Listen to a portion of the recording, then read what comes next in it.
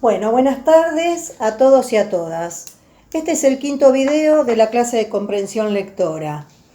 Teníamos que ver las dimensiones o planos de la realidad social.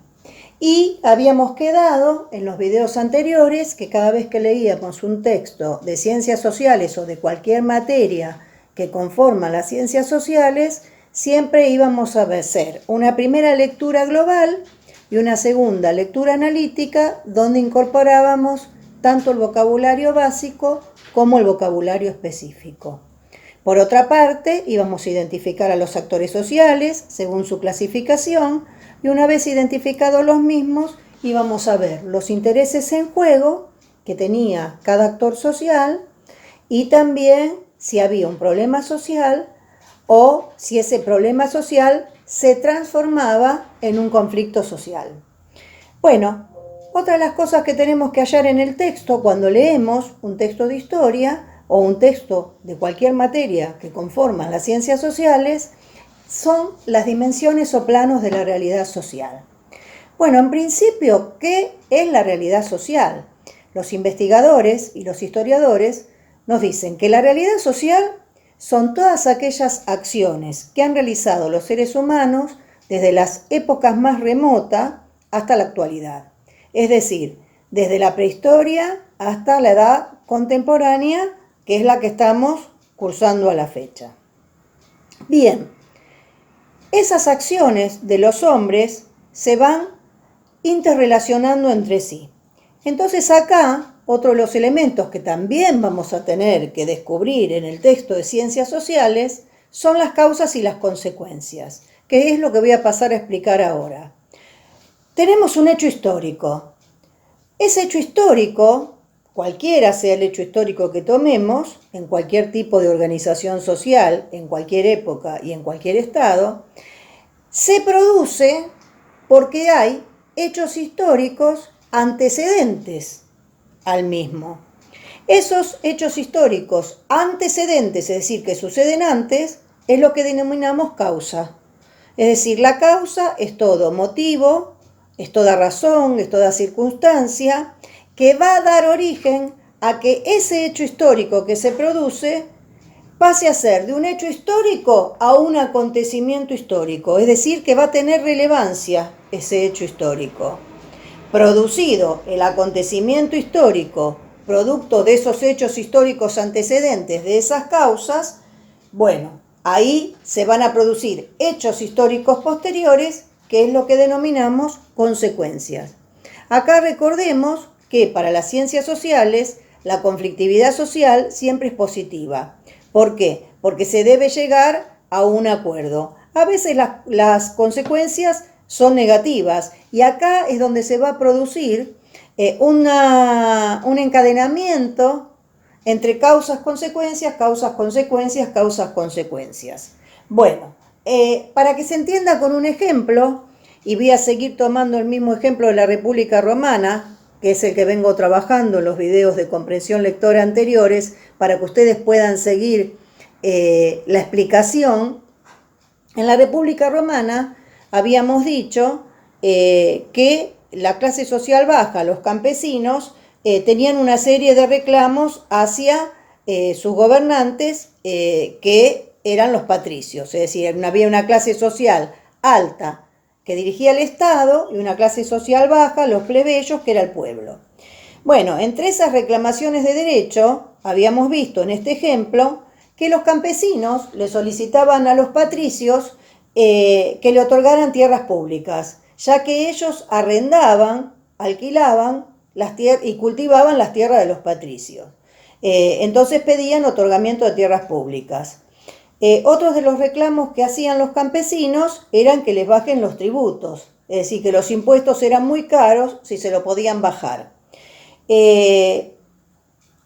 Otro de los temas que también era una reclamación muy importante era que si en una época de sequía o en una época de inundación, o porque a los campesinos también se los llevaban a la guerra y cuando volvían no tenían ningún campo cultivado, era el tema de la esclavitud por deuda. ¿Por qué? Porque el campesino quedaba endeudado a partir de pedirle un préstamo al patricio, el patricio le hacía ese préstamo, pero si después el campesino no se lo podía devolver, lo que le había pedido prestado, al campesino se le aplicaba lo que se denomina, o se denominaba en su momento, la esclavitud por deuda. Es decir, por tener una deuda, lo convertían en esclavo.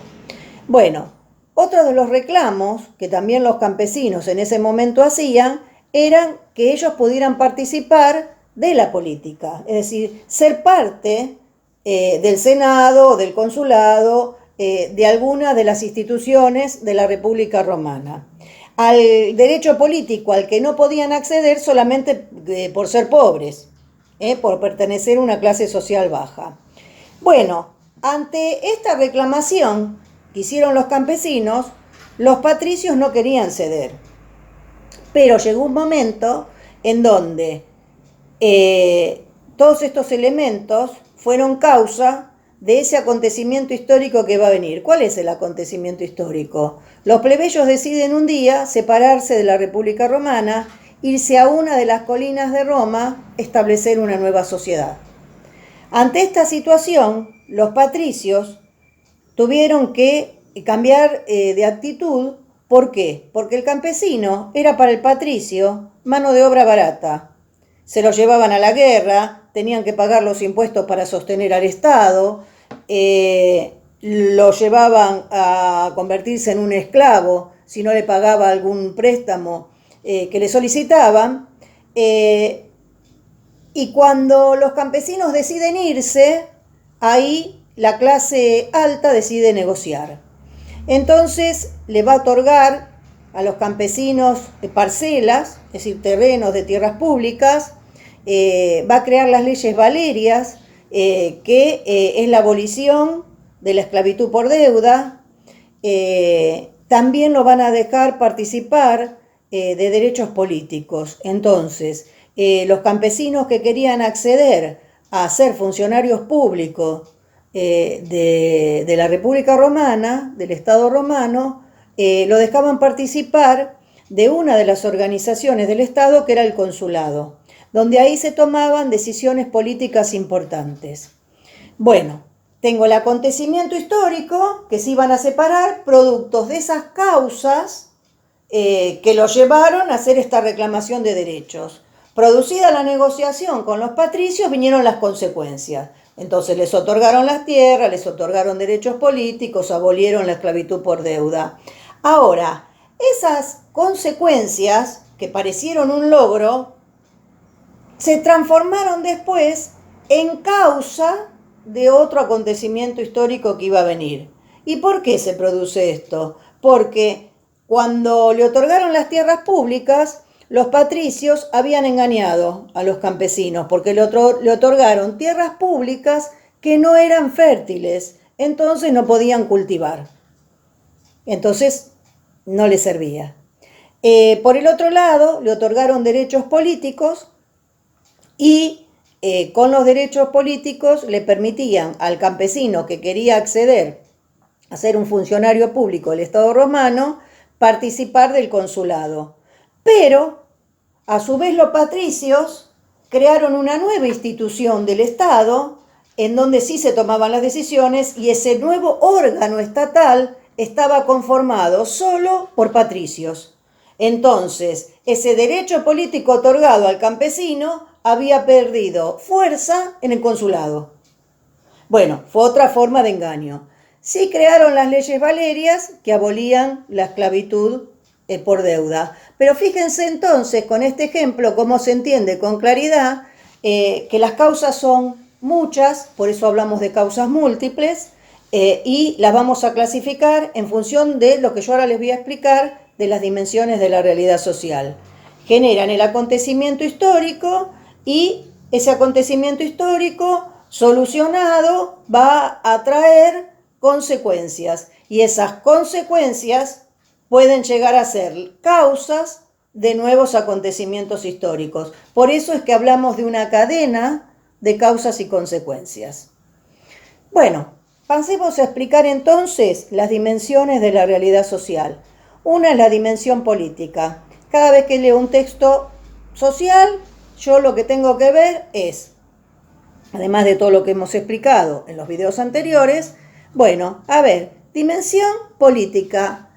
¿Qué organización social eligió esa sociedad para poder gobernarse?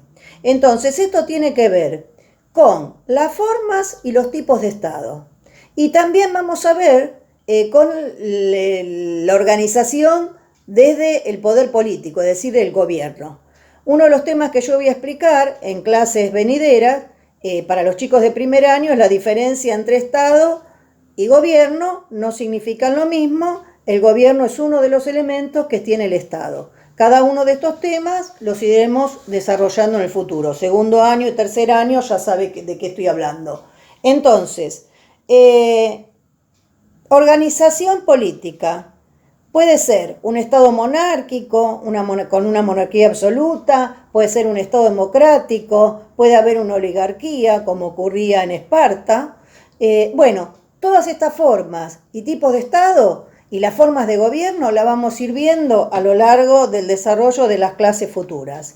Pero bueno, cuando yo leo un texto tengo que ver, a ver, ¿qué forma de organización estatal eligió esta sociedad?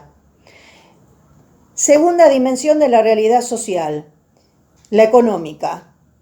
Tengo que ver qué producción de bienes y servicios y cómo es el consumo de esos bienes y servicios y quiénes son los dueños de los medios de producción y quiénes son la masa trabajadora que van a trabajar en esas fábricas, en esas empresas de quienes son los dueños de los medios de producción para que se produzca ¿qué?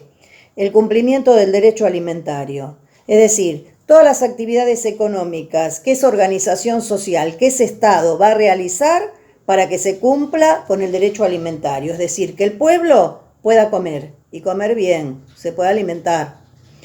Después tenemos la dimensión social. Tiene que ver con la organización de las clases sociales. Nos vamos a encontrar en distintos tiempos y espacios, por eso insisto con esto, con distintas organizaciones desde el punto de vista de la dimensión social. ¿Por qué?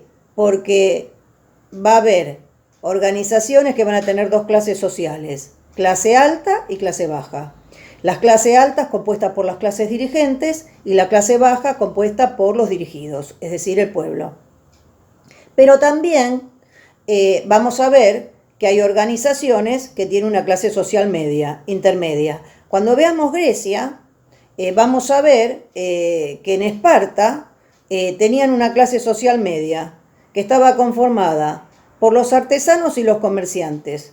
Después la clase social baja, que eran los campesinos, y después la clase social alta. Los nobles, los guerreros, los religiosos. Pero también vamos a ver en Grecia también, pero en Atenas, porque eran ciudades estados independientes desde el punto de vista político y desde el punto de vista económico, cada una tenía su forma de organización política y social y económica. Vamos a ver que en Atenas, si bien fue la cuna del nacimiento de la democracia, había dos clases sociales, la clase alta y la clase baja. Bueno, esto lo vamos a ir viendo de a poco, pero cuando leo el texto tengo que darme cuenta, bueno, esta es la organización política. Esta es la dimensión económica y esta es la dimensión social. Pero también hay otras dimensiones. Una tiene que ver con el orden social justo. Ese es el plano jurídico, es decir, el plano de las leyes, del derecho. Bueno, las leyes eran orales, las leyes después pasaron a ser escritas para evitar arbitrariedades. Y bueno, es cómo se regula la vida en sociedad a partir de las leyes y el cumplimiento de las mismas. Después tenemos el plano cultural, que tiene que ver con el habla, tiene que ver con las costumbres, con las tradiciones, con la forma de vestirse, con todo lo que ese pueblo en un determinado tiempo y en un determinado espacio organiza para su vida dentro de este tema cultural, es decir, cómo va a ser la intervención del hombre en los recursos naturales. Esa intervención que va a transformar los recursos naturales. Todo esto forma parte de la dimensión cultural. La tenemos que ver, la tenemos que ir estudiando y encontrando en el libro, que va a cambiar, que va a diferir entre organización y organización social. Sus modos de vida, sus costumbres,